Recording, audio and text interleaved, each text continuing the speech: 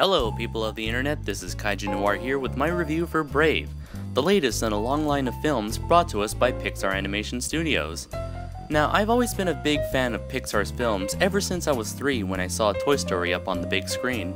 I feel that their films have always had that ability to bring out audiences' inner childs and experience a wide range of emotions as they are invested in the characters on screen. Brave is the story of Merida, a princess of a medieval Scottish kingdom who loves adventure and exploring the unknown. When her parents demand that she weds one of 3 suitors from 3 neighboring clans, she goes to a witch to seek a potion that will quote-unquote change her fate.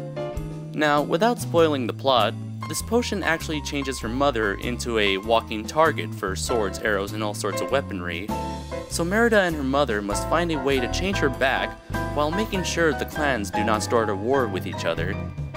The story is overall fun, and the characters were enjoyable for the most part. I did enjoy watching the growing bond between Merida and her mother, and the relationship between a mother and her daughter is something that I've rarely seen in animated films.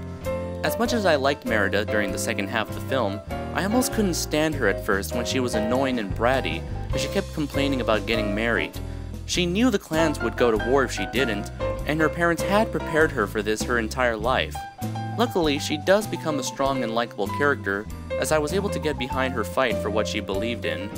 My favorite part of the film has to be the characters around her, from the 3 suitors and their respected fathers to Merida's brothers, and especially her hilarious father, who was by far my favorite character in the whole film. I thought that these characters were excellent as the film's source of comedic relief, and stole the show in every scene they were in. Now, my biggest complaint with the film was that there was no central villain, no antagonist to drive the plot forward. The closest we get is a character that appears once in the middle, then shows up out of nowhere at the end for the film's climax.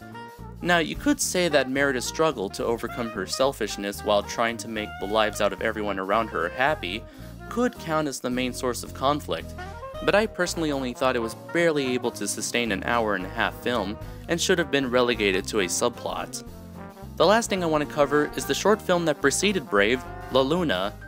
Pixar has always had a tradition of placing amazing short films before their feature presentations. They have always left me satisfied and made me forget that there was even another movie that I was going to watch afterwards. La Luna features a boy, his father, and his grandfather out on a special job involving, as the title suggests it, the moon. The interaction between these 3 generations of men is touching, and watching the older 2 at odds with each other as to how to educate the young boy was priceless for me. It's a heartwarming short that's easily one of Pixar's best. Now for final thoughts. Brave was a film that I did enjoy, but I didn't love it like I did with oh so many of Pixar's previous releases. But trust me when I say that it's not on the level of the Cars movies, which felt like commercials for a toy line and a non-existent television series. I thought that the story was a bit lacking and the side characters were more interesting than Merida and her mother. But despite these complaints, the film worked for the most part, and I wouldn't mind seeing it again. That, and paired with La Luna, I easily give it a 4 out of 5. So until next time everybody, take care.